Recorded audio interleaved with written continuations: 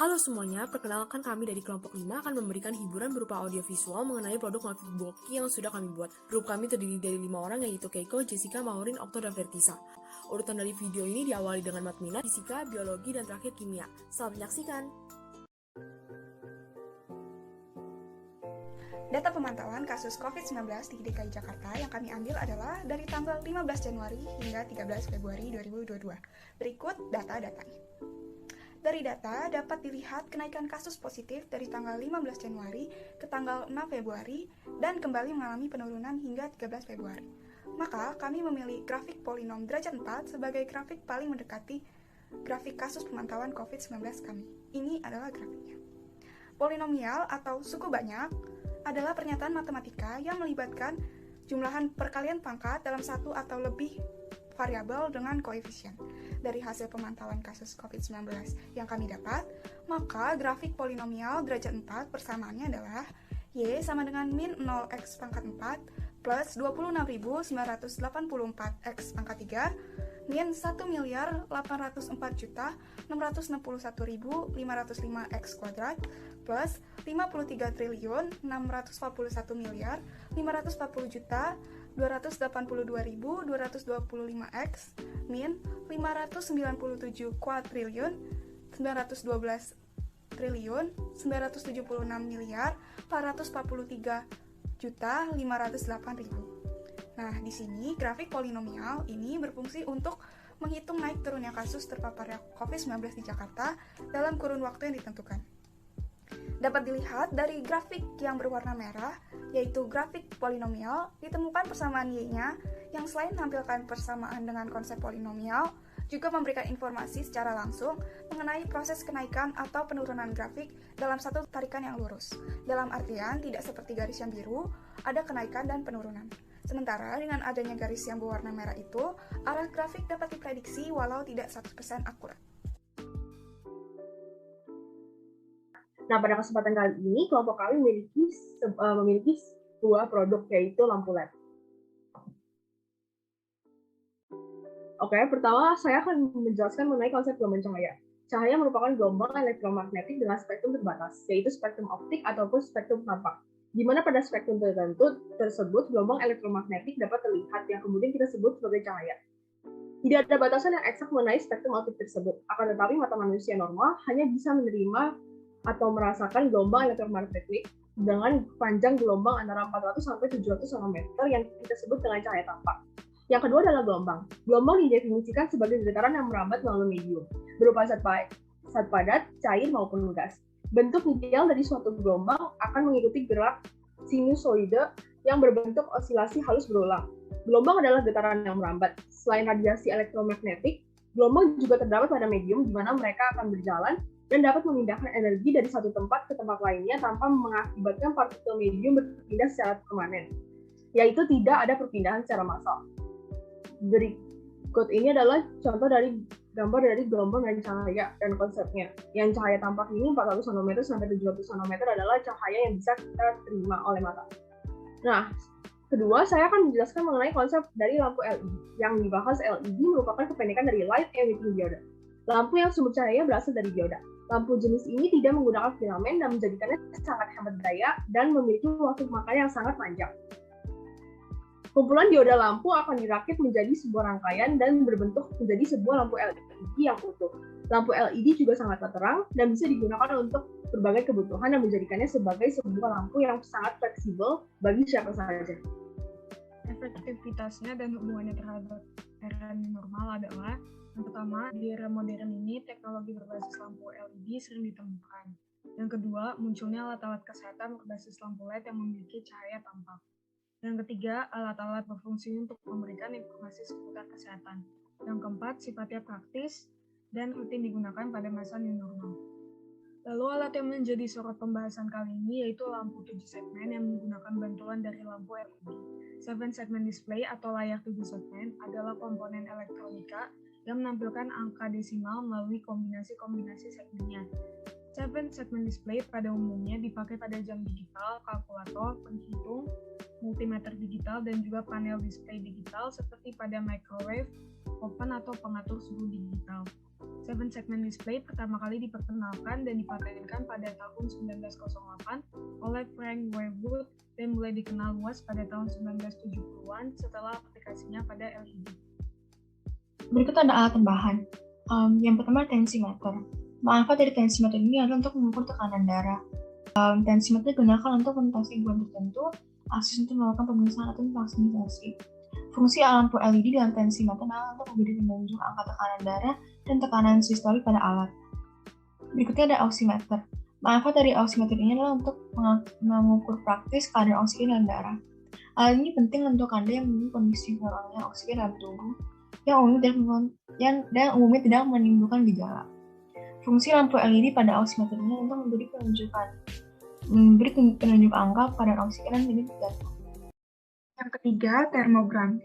Termogram memiliki manfaat untuk mengukur suhu seseorang melalui sensor, menginformasikan keadaan suhu itu normal atau tidak yang menjadi syarat masuk keluarnya seseorang dalam suatu keramaian. Fungsi lampu LED pada termogram adalah memberikan timbulan angka yang menunjukkan suhu.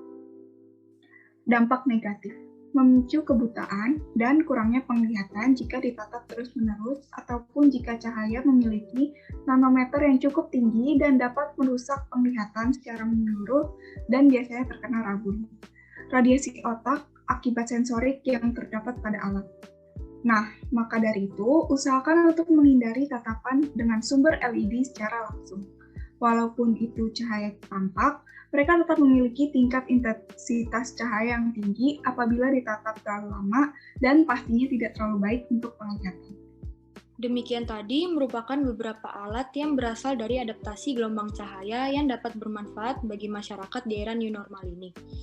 Dengan adanya alat-alat tersebut, kita dapat mengetahui apa itu konsep gelombang cahaya dan apa saja manfaat alat-alat teknologi tersebut di bidang kesehatan. Rupanya, manfaatnya pun sangat membantu kita dalam proses menjaga protokol kesehatan dalam era new normal ini. Berikut ini merupakan sumber-sumber dari literasi kami. Sesuai jadwal. Cakupan imunisasi wajib di Indonesia saat ini berkisar 17% untuk imunisasi dasar dan 12,9% untuk imunisasi lanjutan, bila dibandingkan sebelum pandemi COVID-19. Hal ini dikarenakan masyarakat cemas terinfeksi virus corona bila datang ke fasilitas. Akses menuju fasilitas kesehatan yang sulit akibat protokol pembatasan sosial juga diduga menghambat imunisasi. Selain imunisasi wajib, Ikatan Dokter Anak Indonesia telah mengeluarkan izin pemberian vaksin COVID-19 untuk anak-anak berusia 6-11 tahun. Namun karena adanya kecemasan ini, beberapa hal perlu dilakukan oleh orang tua untuk menjaga imunitas di era new normal, terutama untuk anak-anak sebagai upaya adaptasi yang bisa dilakukan, dan berikut adalah contoh-contohnya. Sekarang saya akan menjelaskan beberapa cara efektif untuk mempertahankan imunitas kita.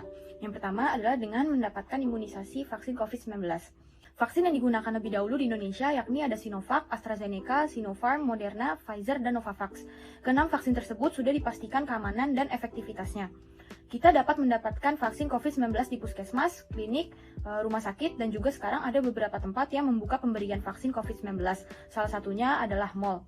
Indonesia kini sudah menggelar pemberian suntikan dosis ketiga atau booster, dikarenakan munculnya varian baru dari virus COVID-19 ini, yakni Omicron. Kebanyakan orang menggunakan vaksin Pfizer untuk dosis ketiga dikarenakan keefektifan vaksin Pfizer ini mencapai 70% dalam melawan virus COVID-19. Cara yang kedua adalah dengan menghirup aromaterapi. Aromaterapi dapat digunakan untuk mengatur detak jantung, tekanan darah, meningkatkan kekebalan tubuh, dan dapat berfungsi sebagai antibakteri, anti radang, dan anti nyeri. Aromaterapi juga dapat digunakan untuk meningkatkan kualitas tidur, mengatasi masalah pernafasan, baik untuk pencernaan, membantu mengatasi infeksi, dan juga dapat mempercepat penyembuhan luka. Ada beberapa minyak esensial yang dapat membantu kita untuk meningkatkan daya tahan tubuh, yakni lemon yang bermanfaat untuk mengobati virus influenza, lalu kayu putih untuk mengobati gejala pilek dan flu, dan juga yang terakhir itu oregano yang merupakan antimikroba, antivirus, dan anti jamur. Cara yang ketiga yakni dengan berolahraga dan berjemur di bawah matahari pagi. Orang yang rutin berolahraga lebih jarang terkena penyakit dibandingkan dengan orang yang jarang berolahraga. Hal ini dikarenakan olahraga dapat merangsang kinerja sel darah putih yang berfungsi sebagai antibodi yang mencegah berbagai jenis penyakit masuk ke dalam tubuh kita. Ketika kita bergerak dan berolahraga, suhu tubuh kita mengalami peningkatan, sehingga menghambat perkembangan bakteri juga membantu tubuh melawan infeksi. Selain itu, berjemur di pagi hari kini juga menjadi anjuran dari dunia kedokteran. Hal ini dikarenakan sinar matahari pagi itu mengandung berbagai jenis vitamin yang dapat membentuk daya tahan tubuh. Kebiasaan berjemur di matahari pagi dapat meningkatkan imunitas tubuh untuk bisa melawan serangan virus ataupun bakteri. Salah satunya adalah virus COVID-19. Namun, tidak semua waktu sinar matahari itu baik. WHO menganjurkan kita untuk berjemur di bawah sinar matahari sekitar pukul 8-10 pagi dengan durasi 15-20 menit. Mengkonsumsi makanan bergizi yang seimbang. Sistem kekebalan tubuh membutuhkan asupan nutrisi yang aman, teratur, bergizi, beragam, dan seimbang. Bergizi berarti makanan yang mengandung gizi lengkap, meliputi makronutrien, mikronutrien, karbohidrat, protein, lemak, vitamin, dan mineral. Membatasi gula, garam, dan lemak sesuai anjuran juga penting dilakukan untuk meningkatkan imunitas. Sumber makanan yang dikonsumsi bisa beragam. Prinsipnya, zat gizi suatu makanan akan saling melengkapi dengan makanan lainnya. Keseimbangan makanan yang kita konsumsi juga harus diperhatikan. Mengkonsumsi suplemen yang bermanfaat bagi tubuh. Pandemi COVID-19 membuat banyak orang sering mengkonsumsi junk food atau fast food, jarang olahraga, kurang istirahat, dan sebagainya. Perilaku tadi mengganggu kelancaran nutrisi dalam tubuh. Penelitian membuktikan mengkonsumsi suplemen bisa menjadi alternatif yang murah dan mudah bagi banyak orang dalam memenuhi kesenjangan asupan nutrisi yang mungkin tidak diperoleh dari makanan segar. Kandungan suplemen yang baik untuk dikonsumsi mencakupi vitamin C, protein, dan zinc. Penggunaan suplemen makanan harus dilakukan secara teratur dan tidak berlebihan. Jika berlebihan dapat menyebabkan efek samping yang berbahaya bagi tubuh. Tujuan praktikum ini antara lain adalah sebagai berikut. Yang pertama, mengetahui kegunaan sistem koloid dalam kehidupan sehari-hari. Yang kedua, dapat menerapkan pengetahuan sistem koloid dalam pembuatan suatu produk. Dan yang terakhir, menggunakan produk dan merasakan manfaat penggunaan produk yang menggunakan sistem koloid ini. Koloid, istilah koloid sendiri diambil dari bahasa Yunani kola yang berarti lem. Istilah ini pertama kali diperkenalkan oleh Thomas Graham berdasarkan penelitiannya mengenai difusi. Difusi adalah peristiwa mengalirnya atau berpindahnya suatu zat dalam pelarut dari konsentrasi yang lebih tinggi ke konsentrasi yang lebih rendah. Nah, sementara koloid sendiri merupakan jenis campuran heterogen yang terbentuk karena adanya dispersi suatu zat ke dalam zat lain yang telah dicampurkan. Nah, maka dari itu, koloid itu terdapat fase terdispersi dan medium pendispersinya. Jadi contoh koloid dapat kita temukan dari santan di mana fase terdispersinya adalah minyak dan medium pendispersinya adalah air. Sementara di kanan ini adalah ciri-ciri dari koloid sendiri. Sementara kelompok kami membuat produk berupa shampoo yang merupakan hasil dari koloid kami dengan alat bahan sebagai berikut.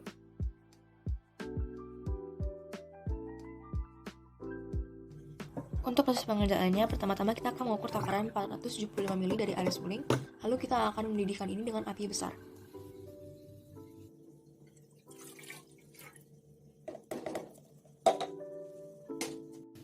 Kami akan mendidihkan ini selama 3-5 menit, dan setelah itu kami dapat mulai masukkan bahan-bahan lainnya. Di sini saya sedang mengukur takaran sabun kasta yang pas, yaitu sekitar 180 ml, untuk kita gabungkan dalam didihan air suling. Setelah air mendidih, kami dapat mulai memasukkan sabun kasta secara perlahan, yang lalu akan diikuti dengan 2 sendok makan jeli lidah buaya dan setengah sendok teh minyak jojoba.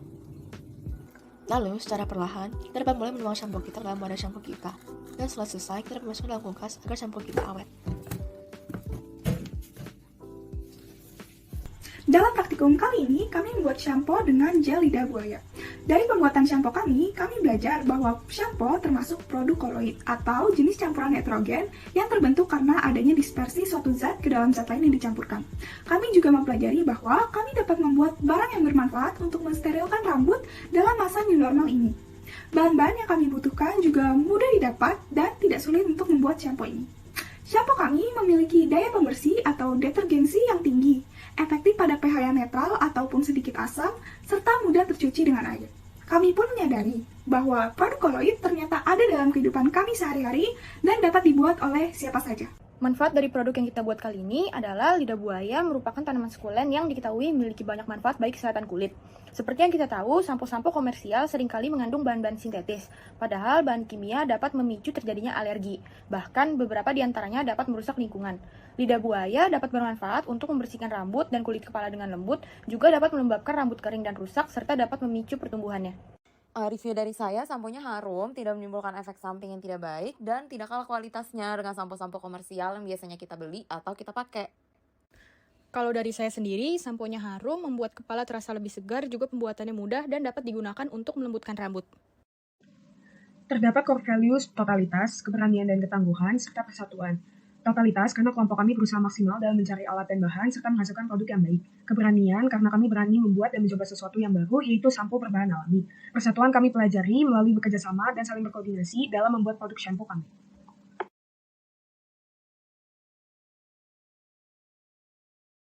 Terima kasih telah menyaksikan video kami. Mohon maaf jika ada kesalahan tutur kata. Semoga bermanfaat bagi kita semua. Bye-bye.